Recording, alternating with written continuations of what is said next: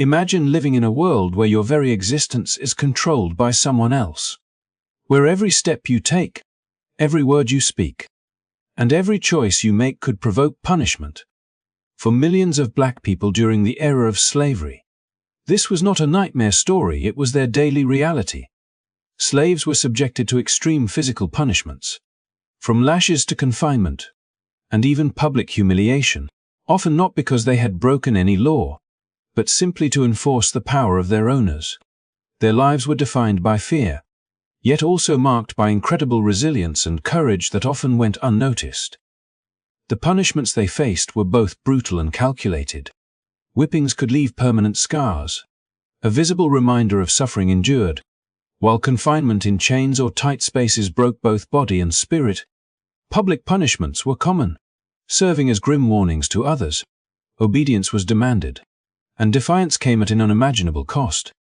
Even acts that seem simple today, speaking out, refusing an order, or attempting to maintain one's personal dignity, could be met with severe consequences. But within this harsh reality, the human spirit persisted. Enslaved individuals found ways to resist, to survive, and to retain their sense of self. Some risked everything to escape. Others preserved cultural traditions in secret, and many found moments of solidarity and hope among their communities. These acts of resilience were a powerful reminder that even in the darkest circumstances, courage and determination could shine through. Understanding this history is crucial, not just to acknowledge the suffering of those who came before us, but to recognize the strength, intelligence, and humanity they demonstrated under unimaginable conditions. Their stories are lessons in endurance, bravery, and the importance of standing up against injustice in whatever form it may take. In this video, we will explore the shocking realities that were once considered normal for enslaved people, and uncover the ways they resisted and survived. From harsh punishments to cultural suppression, every story offers insight into a world that shaped the lives of millions and left a lasting impact on generations to come. If you find this story compelling and want to uncover more untold histories, make sure to like this video, subscribe to our channel, and click the notification bell so you do not miss any future episodes. By joining us, you help keep these stories alive and contribute to a community committed to learning, empathy, and understanding the past to shape a better future. In the shadow of sprawling plantations, where the heat of the sun beat down relentlessly on cotton fields and dusty roads, the lives of enslaved people were governed by an unyielding system designed to maintain control through fear, intimidation, and public displays of punishment. The punishments were not hidden away behind closed doors. They were deliberately carried out in full view of others. A calculated performance meant to teach a harsh lesson and reinforce the rigid social hierarchy that placed white enslavers at the pinnacle of power and black individuals at the bottom. Imagine the sight of an entire field halting its work as overseers prepared to administer a penalty. The air thick with tension, the smell of sweat and dust mingling with the scent of fear, and the realization that any misstep could bring similar suffering. These public punishments were as much a psychological strategy as they were a physical one, ensuring that obedience was never taken for granted and that the constant presence of authority remained undeniable. The spectacle of punishment was carefully staged. Whippings were often administered on open grounds where other enslaved people could witness every strike, the lash cutting through the air and leaving marks that would serve as lasting reminders of the consequences of defiance. This visibility was intentional, a stark warning that resistance, even in thought or word, could lead to similar consequences. In this way, the punishment extended beyond the individual suffering. It rippled through the community, reinforcing a collective awareness of the power imbalance and the severe limitations placed upon freedom. The pain endured by one person became a lesson for all, and the memory of such events lingered long after the immediate suffering had ended, embedding itself into the consciousness of the community as both a cautionary tale and a demonstration of the enslaver's absolute authority. These public demonstrations were not limited to whippings alone. enslaved people could be forced into iron masks or other restraining devices in open areas, their discomfort and humiliation fully visible to their peers. Such measures served multiple purposes. They immobilized the individual, prevented communication, and communicated a message of power and control to those who were watching. In some cases, individuals were confined in tight spaces or subjected to physical restraints in ways that amplified both pain and psychological distress, ensuring that the lessons of submission were clear to anyone who might consider defiance. The deliberate exposure of suffering was a way to make fear tangible, to turn it into a visible, shared experience that maintained the social order while reminding the enslaved community of the severe consequences that awaited disobedience. Yet, even in the midst of these displays of cruelty, there were stories of quiet resistance and courage. Some enslaved individuals endured these punishments with a resilience that defied the intentions of their captors, finding ways to preserve their dignity even under scrutiny. Others used moments when attention was diverted to communicate secretly, share knowledge, or plan for the possibility of escape. The public nature of the punishment was intended to suppress rebellion, but it also became a canvas upon which the strength of the human spirit was painted in subtle acts of defiance. Witnessing these punishments did not always extinguish hope. For many, it reinforced the importance of solidarity, mutual support, and the careful preservation of culture and identity in the face of oppression. The psychological impact of these public punishments extended far beyond the immediate event. Children growing up under the constant visibility of such brutality internalized the lessons of fear and hierarchy early, learning the harsh realities of the social structure into which they were born. Yet, these same children often absorbed stories of resilience, acts of courage, and the unbroken determination of those who had endured before them, laying the groundwork for a legacy of resistance that would carry forward through generations. The juxtaposition of terror and resilience created a complex social environment, where fear was ever present, but so too was the quiet, enduring flame of human courage and determination. Public punishment thus operated as both a tool of control and a backdrop against which the resilience of enslaved communities was forged, shaping not only the immediate social dynamics but also the cultural and psychological landscapes that would persist long after slavery had ended. Even the spaces in which these punishments occurred contributed to their impact. Fields, roads, and courtyards became stages, their openness ensuring that suffering was witnessed, remembered, and discussed. Overseers understood that the environment could amplify the effectiveness of punishment by making it visible, unavoidable, and unavoidable in its lesson. The physical layout of plantations, with their central roads and open fields, was not accidental. It was part of the system of control, a carefully designed landscape in which the display of authority and the enforcement of hierarchy could be conducted with maximum effect. In this way, public punishment was embedded into the very geography of enslaved life, turning every space into a potential site of observation, fear, and education for the enslaved community.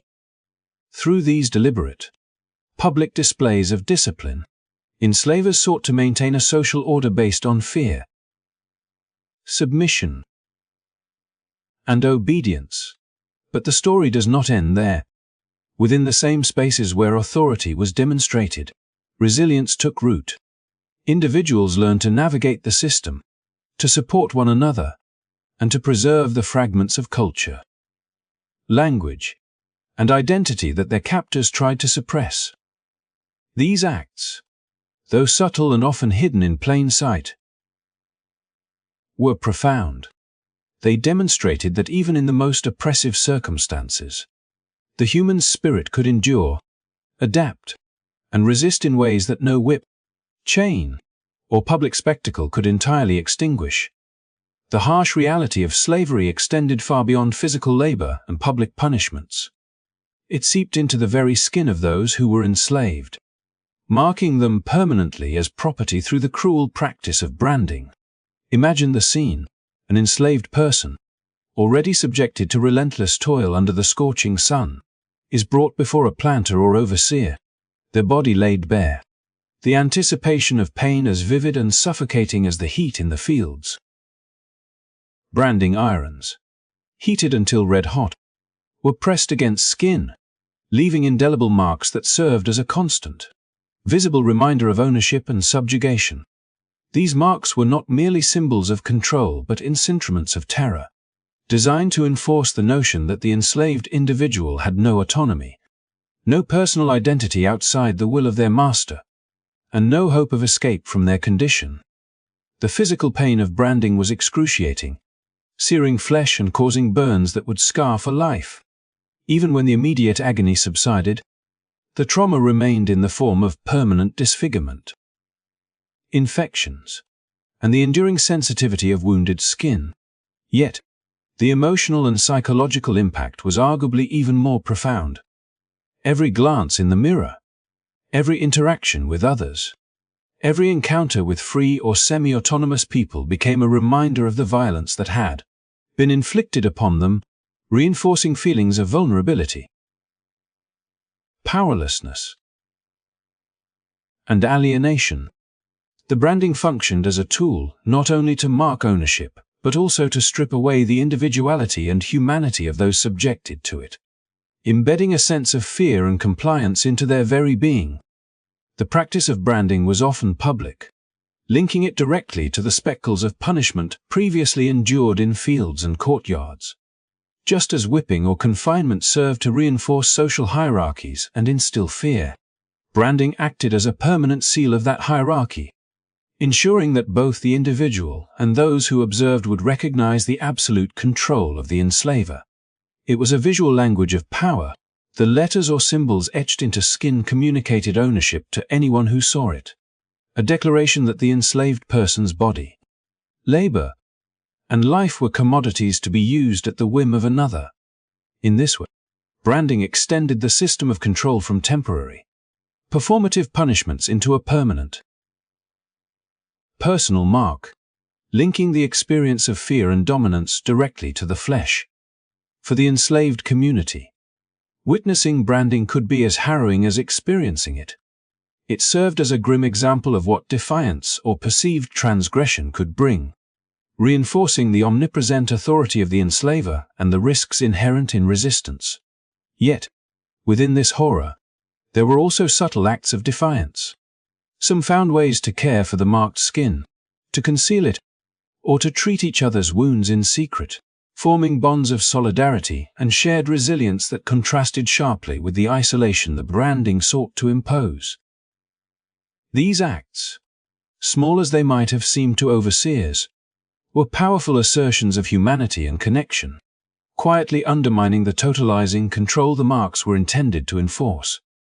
The historical records of branding tell stories of desperation and cruelty, but they also illuminate the resilience of those who endured it. In some cases, enslaved individuals were branded with initials indicating they had attempted to escape, a permanent reminder of both failure and survival. Others bore marks that labeled them according to the whims of their owners, their identities reduced to codes or symbols, yet they continued to find ways to live, work, and, in some moments, assert their dignity despite the constant reminder of ownership stamped on their bodies. These experiences of branding reveal not only the extremity of physical control, but also the psychological warfare inherent in slavery, where the goal was to dominate mind, body, and spirit simultaneously. Branding also had social implications within the enslaved community itself. It could create fear and tension among peers, as individuals navigated the knowledge that any misstep could result in permanent scarring. Yet it also fostered an unspoken understanding of shared suffering, a recognition that every burn, every mark, every indelible symbol of ownership was part of a broader system designed to oppress them collectively. In this way, the scars of branding were both a weapon of oppression and a testament to shared endurance, embedding stories of survival into the physical and cultural memory of the community. The very visibility of these marks served as both a caution and a silent record of courage. Even generations later, the impact of branding as a punishment resonates in historical memory, representing the profound violations inflicted upon enslaved people and the enduring consequences of a system that commodified human life. It was a practice that fused pain with identity, oppression with visibility, and control with symbolism, leaving scars that were simultaneously physical, emotional, and social. Yet, through these scars, one can also trace the threads of resilience, the quiet assertion of humanity, and the unbroken spirit of individuals who survived a system designed to erase them. Branding was more than a punishment.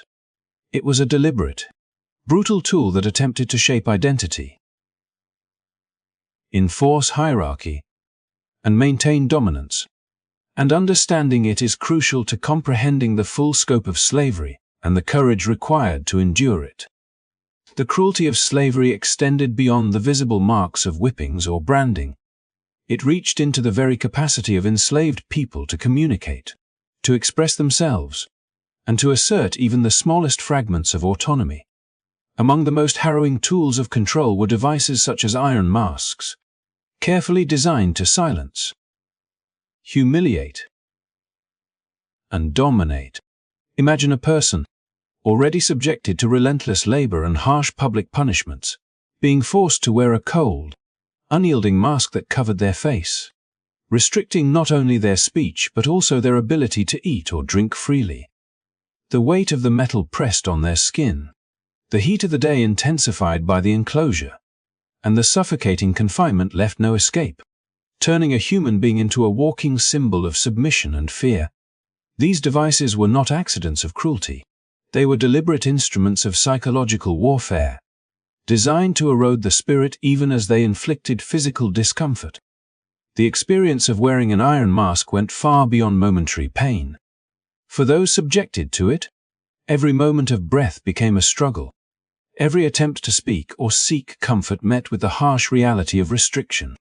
Eyes, mouth, and even ears, confined or covered, became points of suffering, transforming basic human functions into acts of endurance.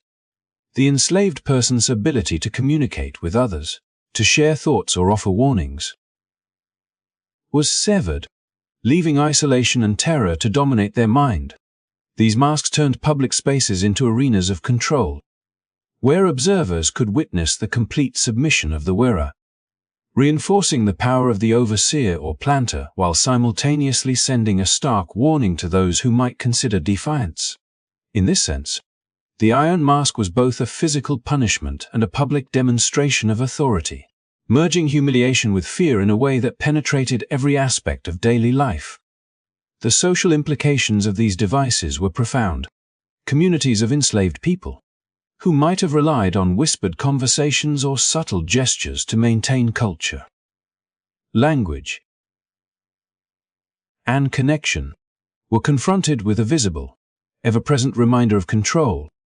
The masks interrupted the delicate networks of communication and support that sustained them, reminding everyone within sight that defiance could result in degradation so extreme that even the ability to speak freely could be taken away.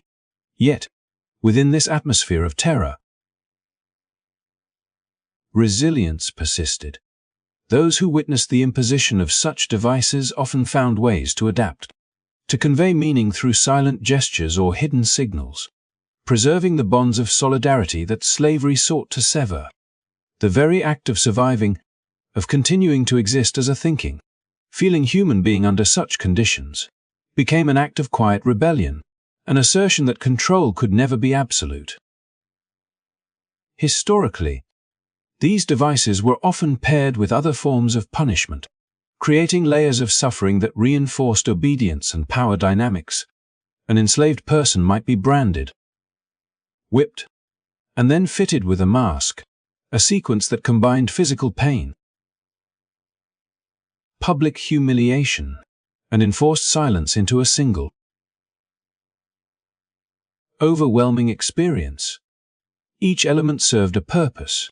The whip punished, the brand marked ownership, and the mask erased agency, creating a comprehensive system of control that targeted body, mind, and social presence simultaneously. The psychological effects were lasting, even after the mask was removed. The memory of confinement, suffocation, and public degradation lingered, shaping behavior through fear and trauma. Observers learned quickly that compliance was demanded not only by threat of pain, but by the constant reminder that individuality and voice could be taken at any moment. Despite the terrifying intent of these masks, enslaved people demonstrated remarkable ingenuity and endurance.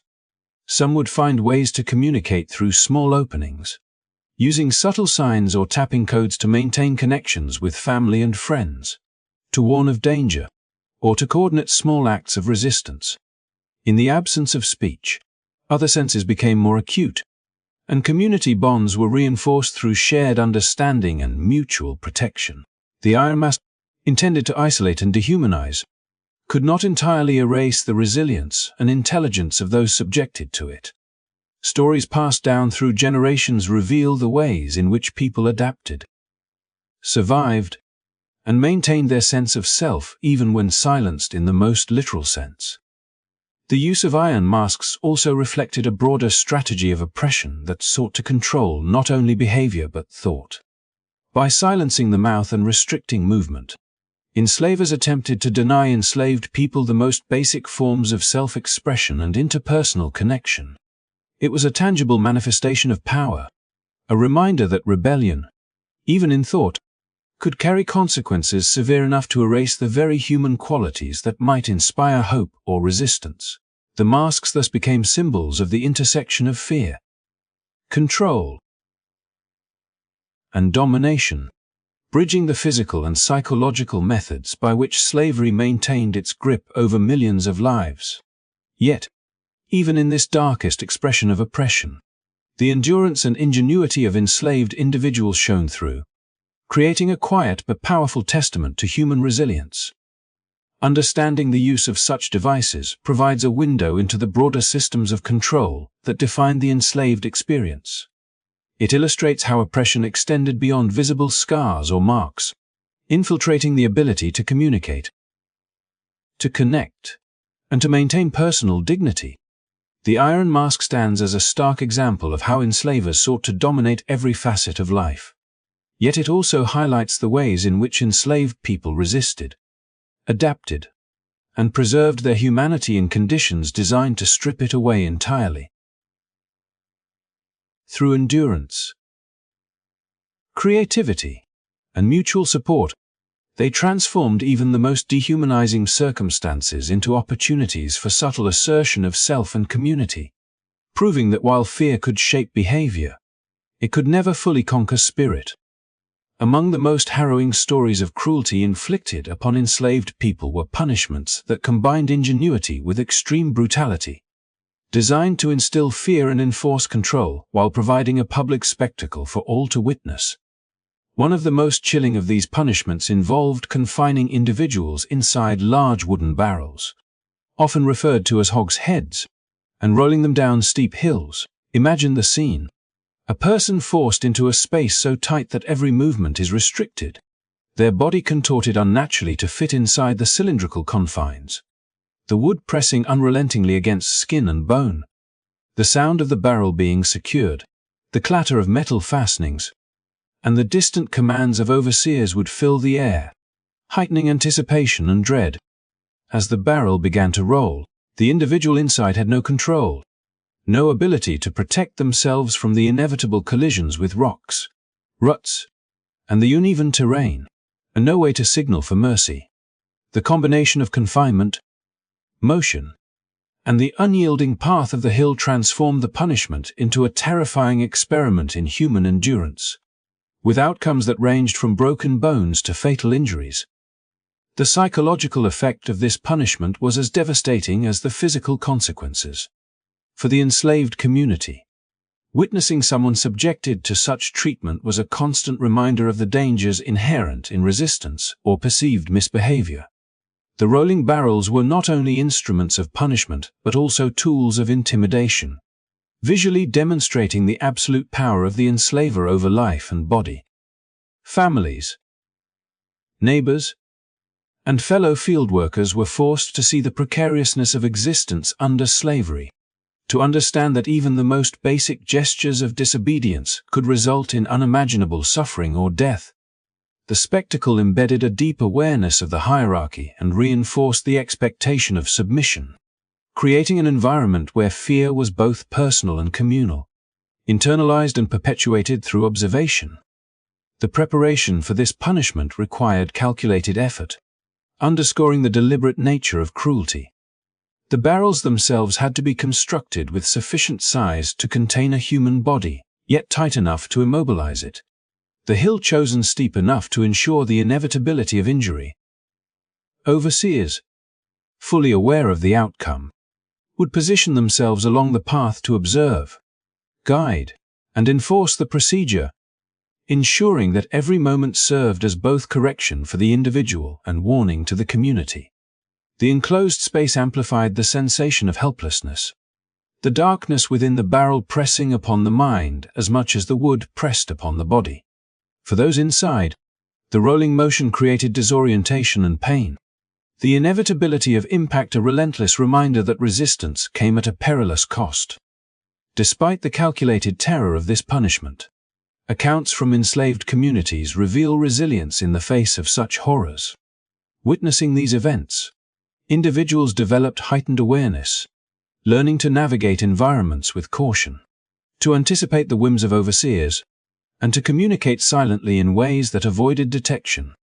The brutality of the punishment did not fully suppress hope, it instead fostered strategies for survival, the formation of networks of support, and the quiet cultivation of courage that would become vital in moments of rebellion or escape. The human spirit persisted, finding ways to endure even in conditions meticulously designed to enforce absolute control and demonstrate the futility of resistance. The physical ramifications of being confined and rolled in a barrel were severe. Broken limbs, contusions, and internal injuries were common, and medical care, when available, was minimal and often inadequate. The pain did not end with the punishment itself. Recovery, if possible, was prolonged and painful, and the threat of repeat punishment loomed over both the individual and the wider community. The use of barrels as a disciplinary tool illustrates the extent to which enslavers combined creativity with cruelty, designing punishments that maximized suffering while also ensuring visibility. These punishments were performative, theatrical displays of authority meant to reinforce hierarchy and suppress dissent, merging spectacle with terror in a way that left lasting impressions on both body and mind.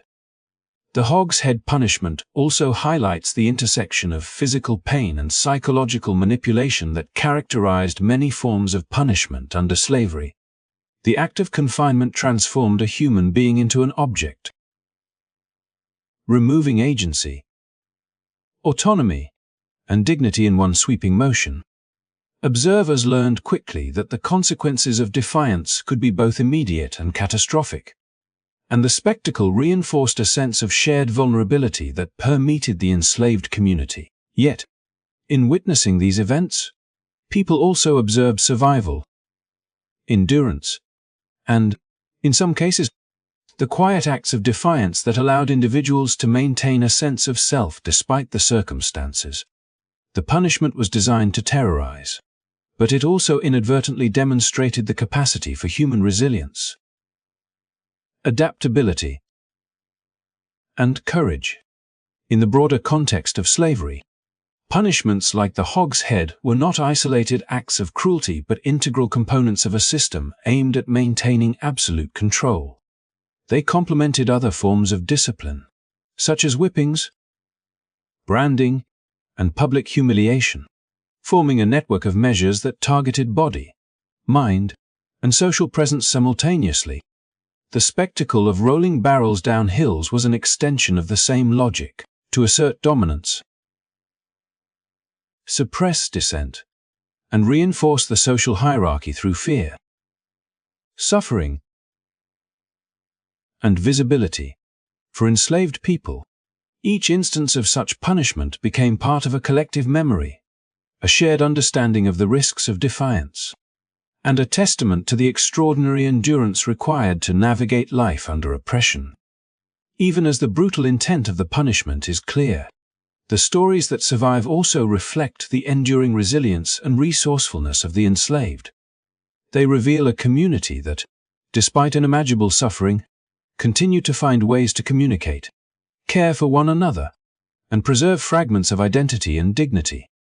The hog's head punishment, like other forms of cruelty, was meant to dehumanize and terrorize, but it also became a backdrop against which the courage, adaptability, and unbroken spirit of enslaved people were profoundly visible, forming a narrative that underscores both the horrors of oppression and the remarkable strength required to survive it. The depths of cruelty in the system of slavery were revealed in punishments designed to inflict not just immediate pain, but permanent, irreversible consequences, leaving victims physically altered and psychologically scarred for life. Among the most harrowing of these practices were extreme acts of mutilation, including ear cropping, amputation, castration, and other forms of bodily harm that transformed individuals into living symbols of suffering and submission. Imagine the terror of a person brought before an overseer or planter, their body already exhausted from relentless labor, knowing that a single misstep, a word spoken out of turn, or an attempt at resistance could result in an alteration of their body so profound that it would define the rest of their life. The precision and premeditation behind these punishments conveyed a stark message. The enslaved were not only property but malleable instruments upon which fear, authority, and control could be exercised in the most extreme and permanent ways. Ear cropping, a practice in which part or all of an ear was removed, was used to punish perceived disobedience or transgression, and its impact went far beyond the immediate physical trauma. Victims endured excruciating pain, often without anesthesia or proper medical care, leaving them vulnerable to infection, scarring, and long-term disfigurement.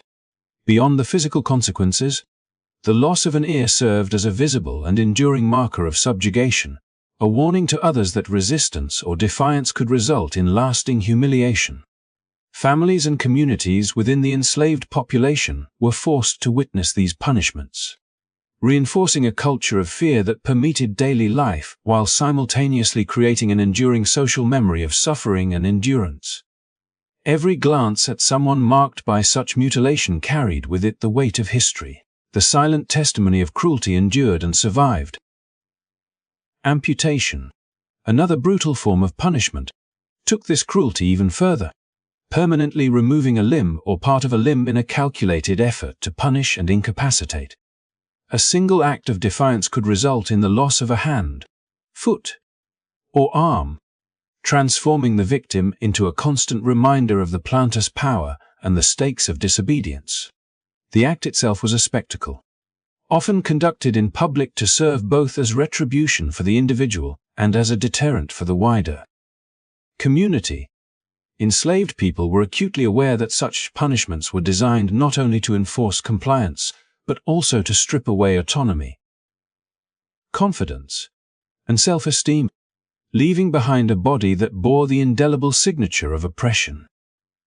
Recovery, if it came at all, was fraught with pain and infection, and the psychological scars were often more enduring than the physical ones, shaping the lives and interactions of survivors for decades. Castration, one of the most extreme and psychologically devastating punishments, exemplified the dehumanizing extent of the system. It targeted the very essence of personhood, stripping away reproductive capacity and altering identity in ways that could never be undone. These acts were frequently intended to exert ultimate control over the enslaved, asserting dominance in the most intimate and irreversible manner imaginable. Survivors were left not only with physical pain and permanent bodily change, but also with the ongoing awareness that their autonomy, their future, and even their potential to form families were forcibly constrained. The terror of such punishment was compounded by the knowledge that it could be applied at the whim of the enslaver, a constant threat looming over every aspect of daily existence. Mutilation served multiple purposes beyond immediate discipline. It was an instrument of fear, a method of social control, and a tool to reinforce the hierarchy that underpinned slavery. Publicly executed, these punishments sent a clear signal. The enslaver's power was absolute, and deviation from imposed norms would be met with irreversible consequences. The act of mutilation became a ritual of authority, a demonstration that bodies were subject to the will of another, that pain and permanent alteration were legitimate instruments of governance, and that visibility of suffering was a necessary component of control. These punishments intertwined physical agony with psychological domination, creating a system in which compliance was enforced not only by immediate consequence, but by the enduring mark on the individual and the wider community. Yet, amid the horror, stories of resilience and quiet defiance persisted. Enslaved individuals found ways to navigate life despite the threat or reality of mutilation, creating networks of support, sharing knowledge of survival, and finding meaning in endurance. Witnessing such extreme punishment often galvanized communal bonds, as families and fellow field workers drew closer to provide care, comfort, and covert resistance strategies. The very existence of survival in the face of mutilation demonstrated an extraordinary capacity for resilience, ingenuity, and the assertion of humanity, even in circumstances meticulously designed to strip it away. Each act of survival, each day endured, became an act of subtle rebellion against the systems of oppression, a testament to the human spirit's ability to endure and adapt under unimaginable pressure. The legacy of such extreme punishments extends beyond historical documentation. It is reflected in the enduring psychological and cultural impacts on descendants and communities shaped by slavery. Stories of ear cropping, amputation, castration, and other forms of mutilation remind us that oppression operated on multiple levels. Combining physical, emotional, and social mechanisms to maintain control, they reveal how the enslaved navigated terror and survival simultaneously. Maintaining connections, asserting resilience, and preserving identity even under the most dehumanizing conditions. The horrors of these acts illustrate the full scope of cruelty embedded within slavery, while also highlighting the remarkable fortitude required to survive, endure, and resist in ways both subtle and profound. By understanding these punishments in context, we see not only the methods of control employed but also the enduring human responses to oppression. The courage, adaptability, and strength that allowed individuals and communities to endure extreme punishments like mutilation, though designed to destroy, ultimately illuminate the resilience and humanity of those who survived them, serving as a powerful reminder of the human capacity to withstand even the most calculated cruelty. Among the most devastating and pervasive cruelties of slavery was the systematic sexual exploitation of women, a reality that left indelible marks not only on their bodies but on their communities, families, and the very structure of enslaved society. Enslaved women were often subjected to repeated abuse at the hands of those who held power over them, their lives shaped by a constant threat of violation that existed alongside the physical punishments and psychological terror already imposed. In these circumstances, the concept of safety, privacy, or bodily autonomy was entirely absent. Every day could bring new indignities, and the line between survival and subjugation was brutally clear. The consequences of this exploitation extended far beyond the immediate victims, as children born from these acts were automatically considered the property of the enslaver, reinforcing a cycle of oppression and the commodification of human life that spanned generations. The experience of these women was deeply complex, encompassing fear, despair, resilience, and the quiet strategies employed to maintain a sense of self amid relentless dehumanization. Historical accounts reveal women navigating their environments with extraordinary caution, balancing the demands of labor, care for their families, and avoidance of the abuses that could be inflicted at any moment. The emotional and psychological toll was immense, as the constant anticipation of harm created an enduring climate of anxiety and helplessness. Enslaved mothers had to reconcile the grim reality that children born from abuse were not seen as extensions of themselves, but as property to be counted among the workforce, further complicating their maternal bonds and altering the very meaning of family. Yet, amid such oppression, acts, protection, and covert resistance emerged as strategies to safeguard dignity and preserve humanity wherever possible. These acts of abuse were not random but served a strategic function within the broader system of control, reinforcing the absolute power of enslavers and the subjugation of their human property. Women's bodies became both instruments and symbols of ownership, a means of perpetuating labor and inheritance through generations while simultaneously asserting dominance over those who were enslaved. The children born from these acts became living proof of the enslaver's authority, their presence a constant reminder of the inescapable entanglement of control, violence, and reproduction under the institution of slavery. The pervasiveness of this exploitation demonstrates how power was maintained not only through physical punishment and public displays of dominance, but also through the intimate and ongoing violation of the most personal aspects of enslaved life. The impact on community life was profound, as the sexual exploitation of women created layers of trauma that extended through families, friendships, and broader social networks. Survivors of abuse often found themselves isolated, navigating both the physical dangers of their situation and the complex social dynamics imposed by a system that commodified every aspect of their existence. Children born from these acts faced a complicated reality in which identity, family ties, and social belonging were mediated by the demands of slavery, stripping them of autonomy before they had any opportunity to define themselves. Yet, despite these oppressive conditions, enslaved communities cultivated resilience and solidarity, finding ways to nurture one another, transmit knowledge, and maintain elements of cultural identity even under extreme duress. The stories of women who endured repeated sexual abuse under slavery reveal extraordinary courage and adaptability. Some developed strategies to evade abuse, whether through hiding, negotiating with overseers, or forming alliances with other members of the community, while others relied on spiritual, emotional, or cultural resources to sustain their sense of self. The psychological impact of such violations was profound and enduring, affecting perceptions of safety, trust, and identity across lifetimes. Yet these experiences also became a testament to the strength required to survive and the ingenuity applied to preserve autonomy, dignity, and connection within an oppressive system.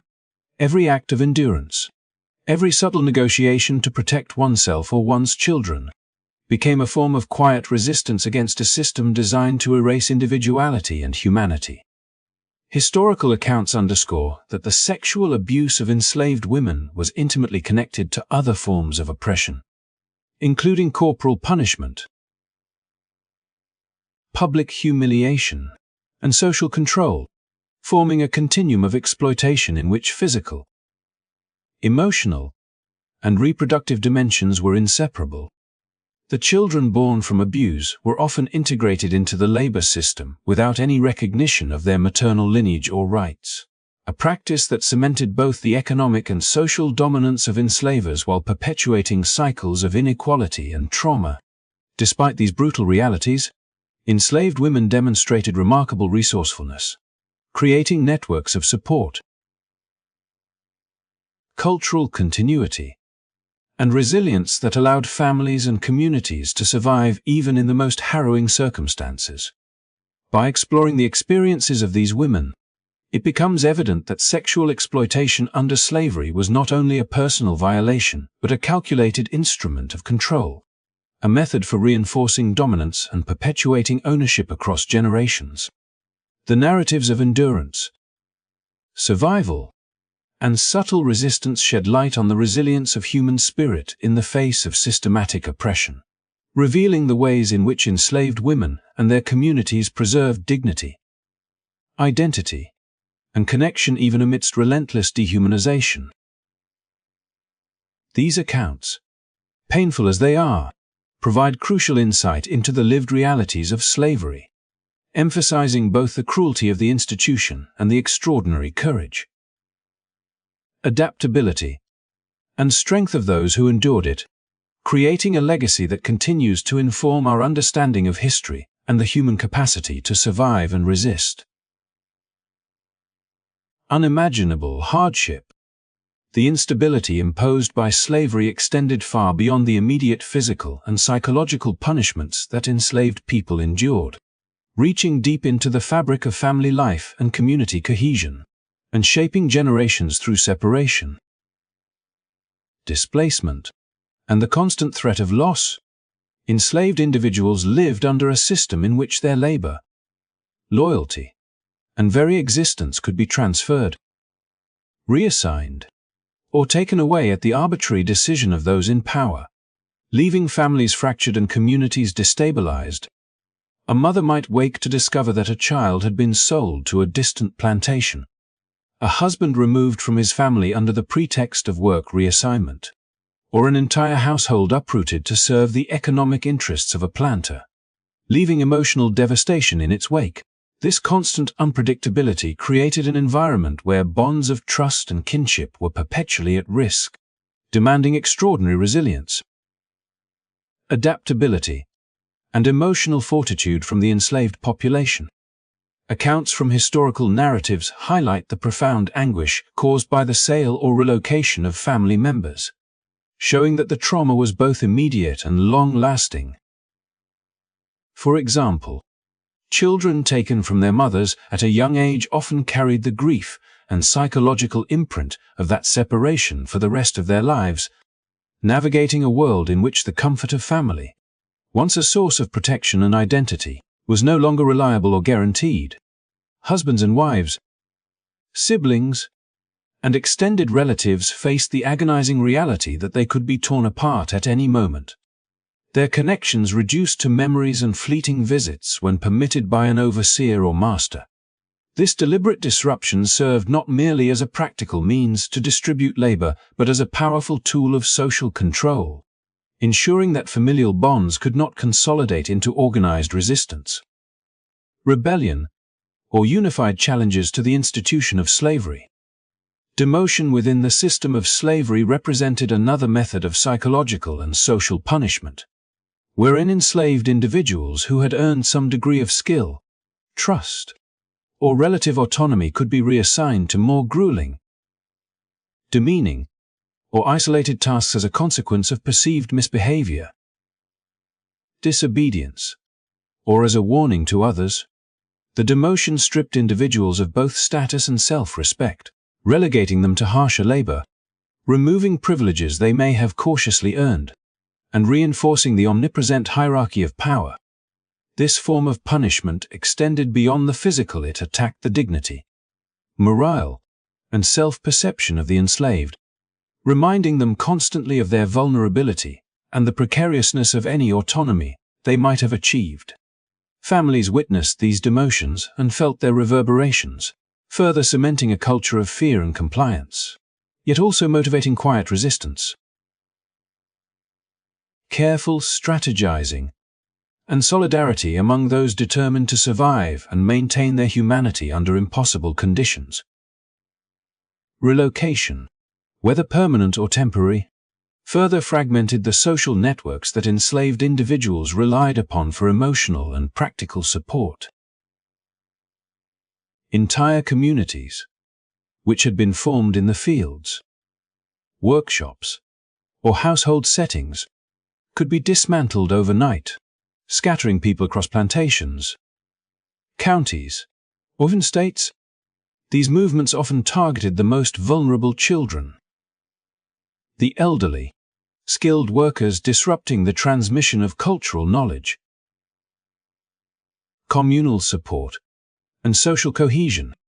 Despite these disruptions, enslaved people created adaptive strategies, forming new bonds, maintaining rituals and traditions in new settings, and passing down stories, songs, and memories that preserved identity and heritage even in the face of relentless upheaval. The psychological impact of being uprooted was profound, contributing to anxiety, grief, and a pervasive sense of instability. Yet the resilience demonstrated in rebuilding social connections speaks to the enduring strength of human spirit. The breaking apart of families through sales and relocations also had economic and social implications for the enslavers, who understood that severed bonds reduced the potential for organized resistance and solidified their control. By commodifying individuals and treating them as replaceable property, the system reinforced a hierarchy in which loyalty, love, and community could be overridden by economic considerations, reinforcing the idea that enslaved people existed primarily as instruments of labor rather than as human beings with inherent rights or emotional needs. Yet, the human response to these pressures illustrates extraordinary resilience. Mothers communicated with children through letters, hidden messages, or subtle signals. Siblings and spouses maintained connections across distance through memory, song, or shared rituals, and communities adapted to recreate a semblance of stability despite the persistent threat of removal and separation. Historical records also suggest that the sale or relocation of enslaved people had intergenerational effects, influencing the ways subsequent generations understood kinship, identity, and belonging. The disruption of family networks challenged cultural continuity, yet it also demonstrated the capacity of communities to reconstruct meaning, support systems, and identity even under extreme oppression. Children who were relocated often learned to navigate multiple social worlds, adopting strategies to build relationships, protect themselves, and assert dignity in new environments, while still carrying the legacy of loss and displacement from their early experiences. These patterns reveal both the intentional cruelty of the institution and the resilience and ingenuity of those who endured it, showing how enslaved individuals maintained their humanity even as the system sought to define them entirely through labor and compliance. Ultimately, the practices of selling, demoting, or relocating enslaved individuals highlight the interwoven nature of physical, psychological, and social control within slavery. These strategies serve to destabilize families, undermine community cohesion, and reinforce the dominance of the enslaver. Yet they also reveal the remarkable perseverance and adaptability of those subjected to such conditions. By examining these experiences in context, we gain a deeper understanding of both the profound injustices inherent in slavery and the extraordinary ways in which enslaved people navigated, resisted, and survived a system designed to strip them of autonomy, family, and community. Preserving connections, resilience, and identity despite the relentless forces arrayed against them. Among the many instruments of terror and control employed during the era of slavery, some of the most harrowing involved methods designed to inflict not only physical pain but also profound psychological trauma, leaving marks that would linger long after the immediate suffering had ended. Accounts from historical narratives describe practices in which enslaved individuals were subjected to being suspended over smoldering fires, their bodies trembling under the heat and the weight of fear, the smoke curling around them in a way that seared memory as much as skin, while overseers watched to ensure that every movement of agony reinforced the lesson of obedience. In these moments, the intent was not merely punishment for a specific misdeed. It was a deliberate assertion of dominance, a demonstration of absolute power meant to communicate to all who observed that resistance, even in the smallest form, would be met with consequences both terrifying and unforgettable. Other techniques, such as the pillory, extended this climate of control into the public sphere, where the humiliation and suffering of one individual served as a warning to the many. Victims might be bound in wooden frameworks that left them exposed, immobilized, and vulnerable to both physical discomfort and the gaze of neighbors, passing travelers, and fellow enslaved people. Within these contraptions, any motion of relief was denied, and the body became a canvas upon which authority painted lessons of fear and submission. The exposure to heat, cold, or the prying eyes of those around them amplified the torment, embedding the sense of powerlessness deeply into the psyche, while simultaneously ensuring that the community witnessed the consequences of disobedience, reinforcing the social hierarchy in the harshest terms possible. The ritualistic use of smoke in punishment represents one of the more extreme examples of deliberate cruelty, where the combination of fire, heat, and chemical irritation assaulted the senses, inducing panic and disorientation in addition to pain. Enslaved individuals subjected to this treatment were often immobilized, ensuring that their suffering was total and inescapable, and leaving visible and invisible scars alike. The visible marks, the reddened skin, singed hair, and sometimes permanent burns served as enduring evidence of the encounter, while the invisible psychological trauma, characterized by anxiety, hypervigilance, and the internalized memory of extreme vulnerability, lingered across years and even generations. Witnessing such punishments reinforced the climate of fear, and even those not directly subjected to these horrors were acutely aware of the stakes, internalizing the lessons as a means of survival.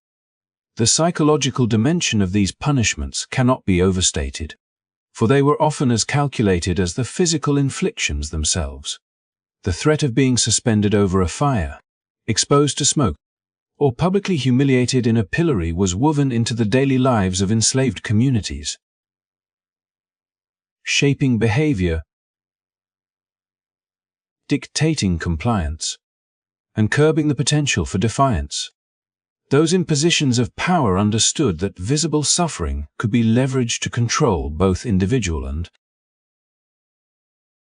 collective behavior, and that the anticipation of pain might operate as effectively as pain itself. Enslaved people lived in a state of constant vigilance. Their movements, speech, and expressions carefully moderated to avoid even the smallest infraction that might invite the wrath of overseers, whose methods range from the subtle to the unimaginably cruel.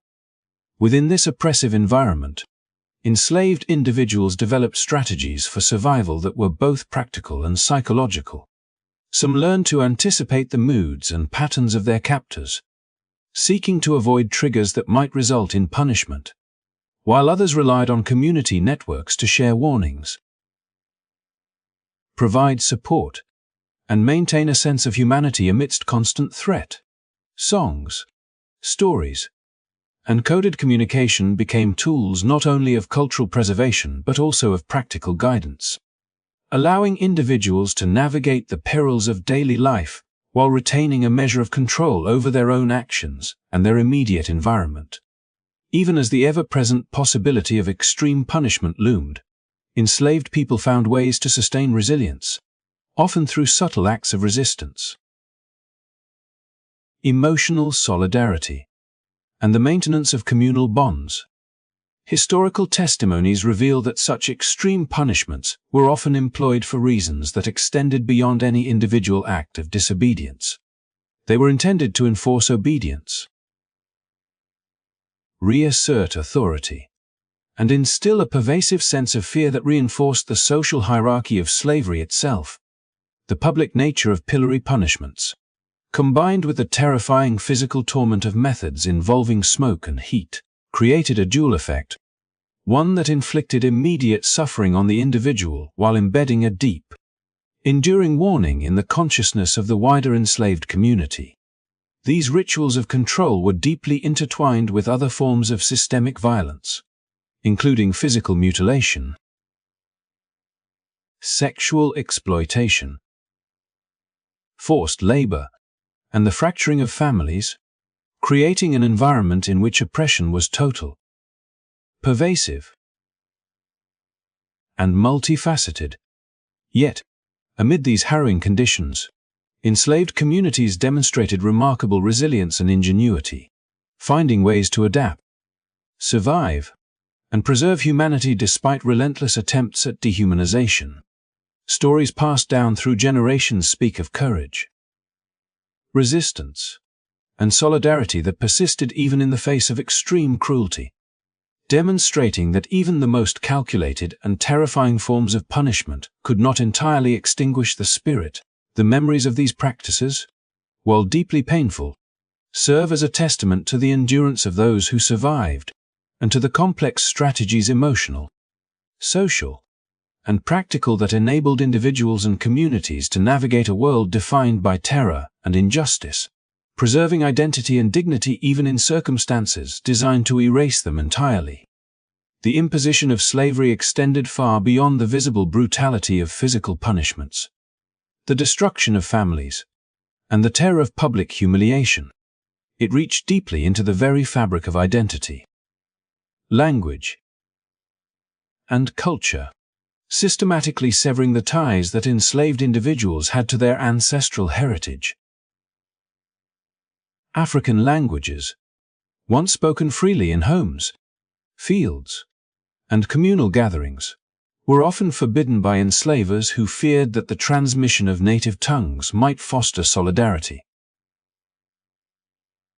shared understanding, or even the spark of organized resistance.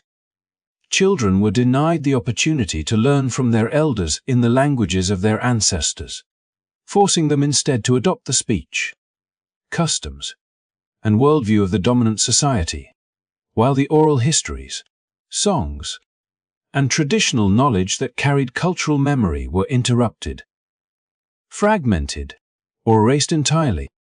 This imposition was not simply a matter of convenience for the enslavers. It was a deliberate tactic of assimilation, aimed at breaking connections to heritage and rendering enslaved people more malleable and dependent within the rigid hierarchies of bondage. In the daily lives of enslaved people, the prohibition of African languages manifested in subtle yet profound ways. Elders who might have passed down wisdom through storytelling, proverbs, and lessons in cultural ethics were silenced, and the young were compelled to speak only in the language of their oppressors. These restrictions extended to communal rituals,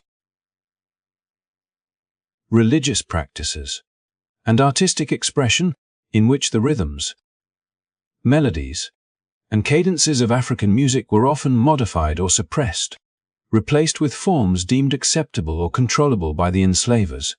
In some cases, songs were permitted, but their lyrics and meanings were altered, stripping them of their original significance and using them as tools to encourage labor, obedience, or compliance rather than to preserve identity or communicate subtle messages of hope, warning, or cultural continuity. Through such measures, enslavers sought to create a psychological landscape in which enslaved people were constantly reminded of their otherness, their cultural heritage rendered invisible, and their social bonds increasingly dependent on the structures imposed by slavery. The erosion of language and cultural identity was compounded by other forms of enforced assimilation, including the renaming of individuals, the suppression of traditional dress or adornment, and the discouragement or prohibition of customs tied to African spiritual and social practices. Names, often deeply meaningful and reflective of lineage or personal qualities, were replaced with labels assigned by enslavers, reinforcing the idea that enslaved people were property rather than persons. Ceremonial dress, hairstyles, and personal adornments were sometimes restricted or mocked, severing visible markers of identity and reducing the ability to maintain a sense of self in a world where autonomy was constantly undermined. These interventions were psychological as much as social, designed to inculcate a sense of inferiority, dependency, and estrangement from one's own roots, while simultaneously consolidating control over every aspect of daily life. In this way, The experience of slavery extended into the intimate sphere of thought, self-expression, and the very capacity to remember one's origins. Historical accounts show that despite these pervasive efforts at erasure, enslaved communities found ways to resist and preserve cultural memory. African languages persisted in whispers, in coded communication, and in songs that carried hidden meanings intelligible only to those within the community. Storytelling continued in private spaces, where children could hear the wisdom of their ancestors without attracting the attention or ire of overseers. Practices such as drumming, rhythmic work songs, and folk narratives became vehicles for transmitting knowledge, maintaining cohesion, and reinforcing identity even when formal language and tradition were suppressed.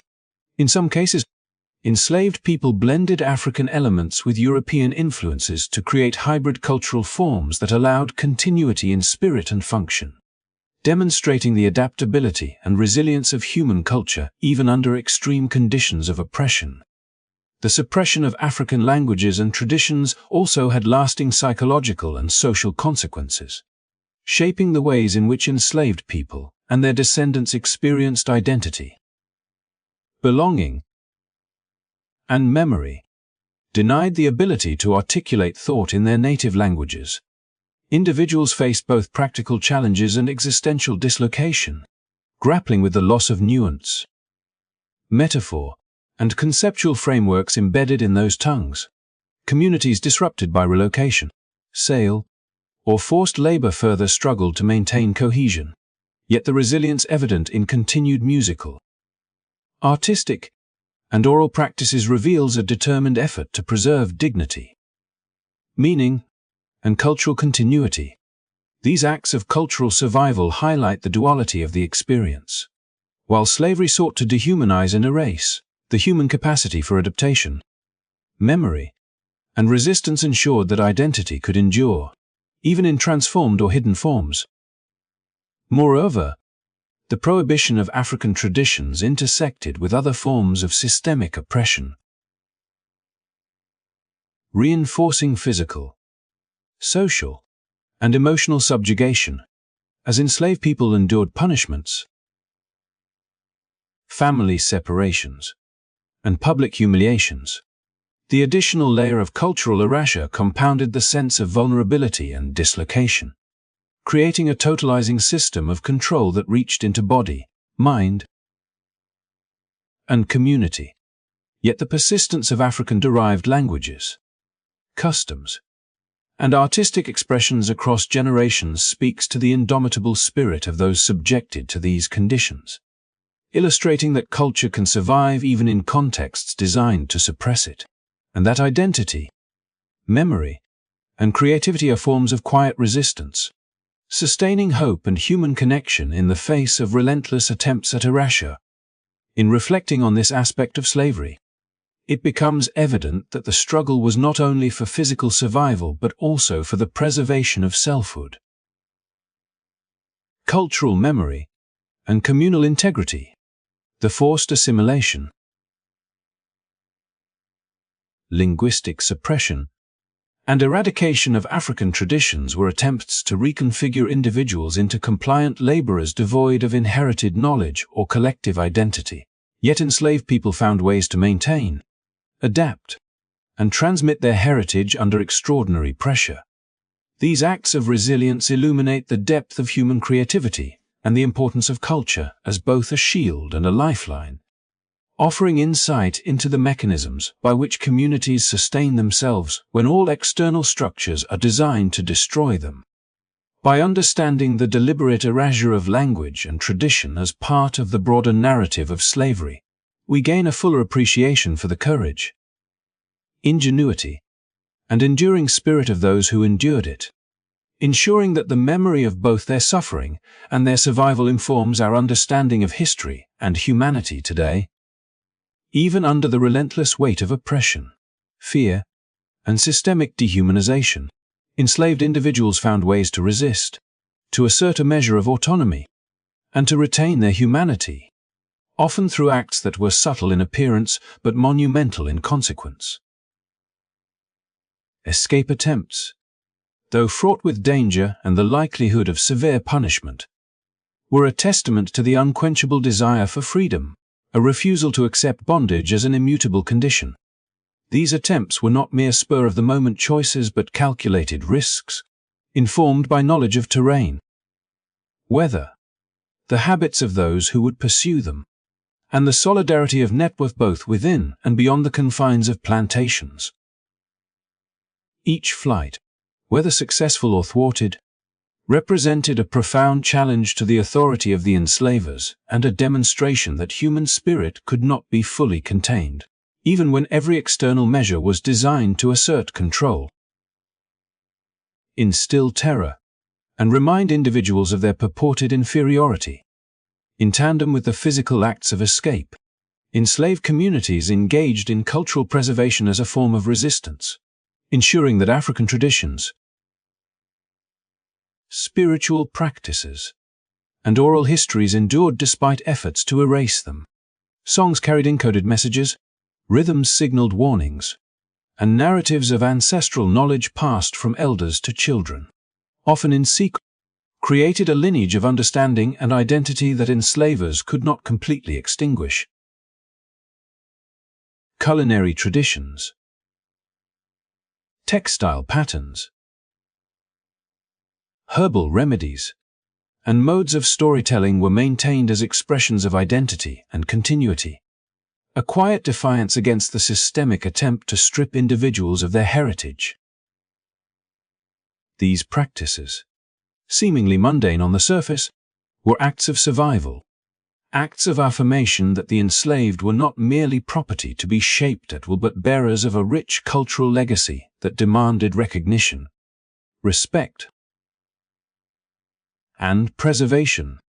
Subtle acts of defense also permeated daily life, manifesting in behaviors that on the surface might appear inconsequential, but which carried deep symbolic weight.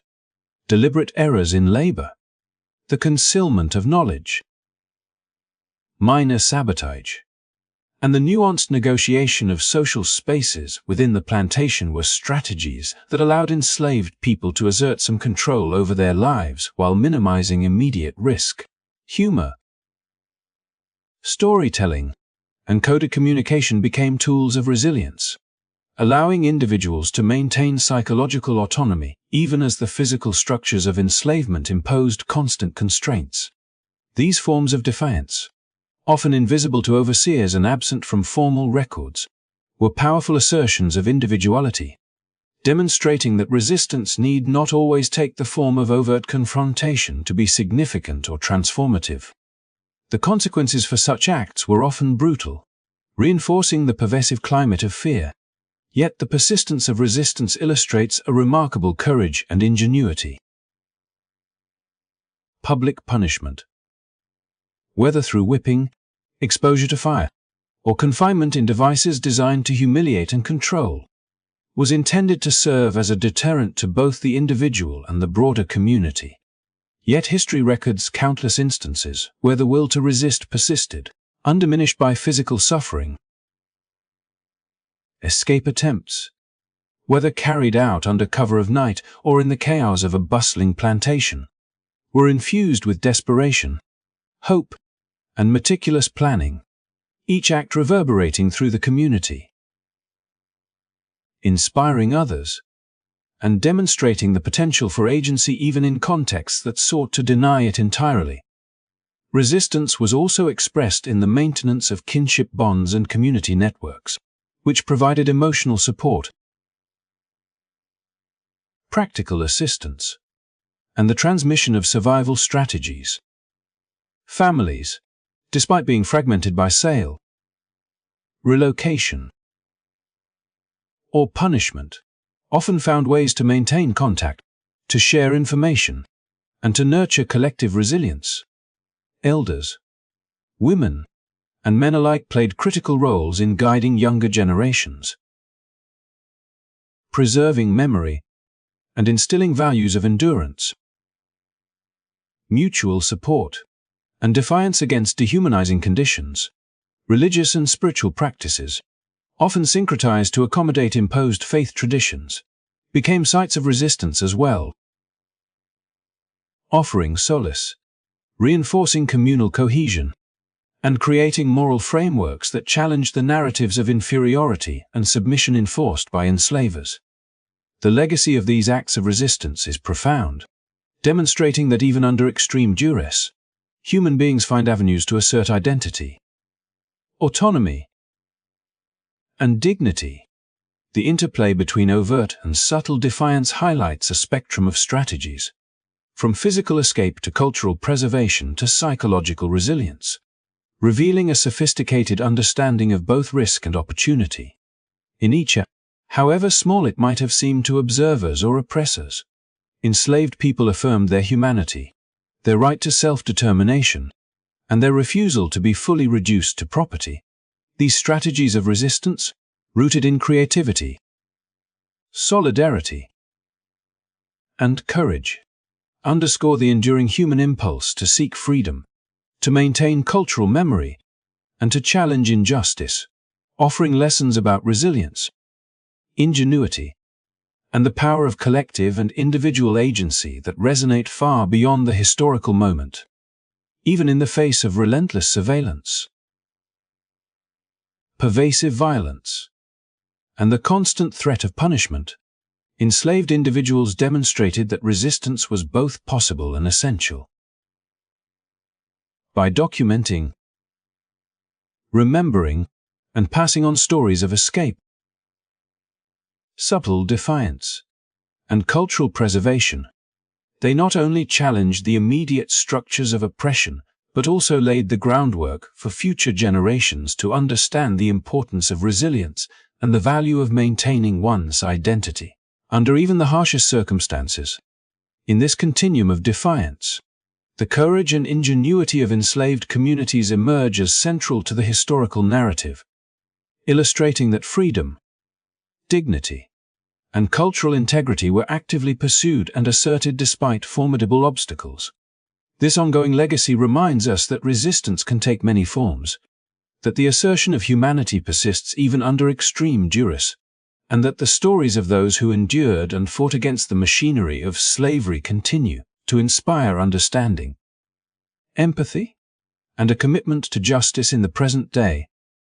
As we draw this journey through the history of slavery to a close, it is important to reflect not only on the unimaginable hardships endured by enslaved individuals but also on the enduring impact that their experiences have had on generations that followed.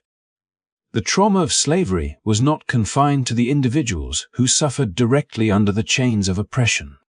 The lash of the whip, or the humiliation of public punishment, it cascaded across time, shaping families, communities, and societies in ways that are still felt today. Descendants of enslaved people inherited not just stories of pain, loss, and brutality but also the resilience, strength, and determination that their ancestors displayed in the face of overwhelming adversity. These inherited legacies are complex, intertwining the sorrow of historical injustices with the profound capacity of human beings to endure, resist, and rebuild. For many descendants, the legacy of slavery manifests in both subtle and overt ways. Family structures were disrupted by the sale, relocation, and demotion of enslaved individuals, and the forced separation of parents from children left wounds that echo through generations. Yet within these broken communities, acts of courage, cultural preservation, and quiet resistance created foundations of resilience that allowed families to endure. Oral histories, songs, rituals, and shared narratives became vital tools for maintaining identity and fostering connection, enabling descendants to retain a sense of heritage and self-worth despite the systemic attempt to erase both. These transmitted stories of survival carry lessons about endurance, adaptability, and the unbreakable human spirit, demonstrating that while oppression can inflict profound harm, it cannot extinguish the drive for self-determination or the ability to preserve one's humanity. The social and psychological consequences of slavery were profound, influencing patterns of community, culture, and identity long after the abolition of legal enslavement. Many descendants grew up in environments marked by the long shadow of discrimination, economic disparity, and social exclusion, all of which were compounded by the generational trauma inherited from ancestors who experienced extreme brutality.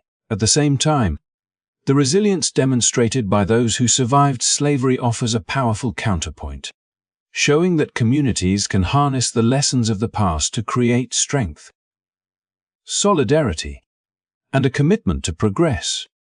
The stories of enslaved individuals of their courage, ingenuity, and determination serve as a source of inspiration and guidance, reminding us that even in the darkest circumstances, the human spirit can endure and flourish.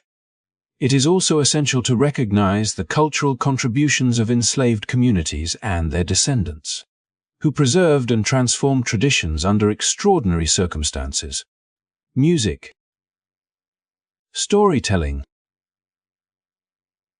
religious practices, culinary arts, and linguistic expressions not only survived but evolved, influencing wider society and leaving an indelible mark on cultural landscapes. These achievements underscore the resilience and creativity of people who, despite the attempts to dehumanize and erase them, maintained their identity and enriched the world with the enduring power of their heritage.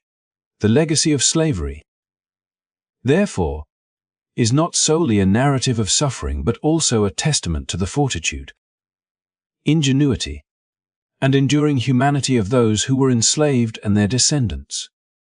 By understanding this history, we gain insight into the mechanisms of oppression, the costs of dehumanization, and the incredible capacity for resistance and endurance. Acknowledging both the pain and the resilience provides a fuller, more nuanced appreciation of the experiences of enslaved people and their lasting influence on contemporary society. We are reminded that history is not only about the past, but about the lessons it offers for the present and the future, the importance of empathy, the necessity of justice, and the enduring value of courage, creativity, and human dignity. Through remembrance, education, and reflection, we honor the lives of those who endured unimaginable hardship and celebrate the ways in which their spirit continues to inform, inspire, and guide generations today. As we close this chapter, I want to extend my deepest gratitude to you for joining me on this journey, for taking the time to listen, reflect, and engage with this history. Your willingness to learn about these difficult truths is an essential part of keeping the memory and lessons of the past alive. If you found this story meaningful, I encourage you to like, share, and subscribe to the channel, so that together we can continue exploring histories that matter, shedding light on overlooked narratives, and fostering understanding across communities. Your support helps ensure that the stories of courage, endurance, and resilience continue to reach new audiences, and that we collectively honor the legacies of those who came before us. Thank you for being a part of this journey, and may we all carry forward the lessons of resilience, dignity, and humanity in our own lives.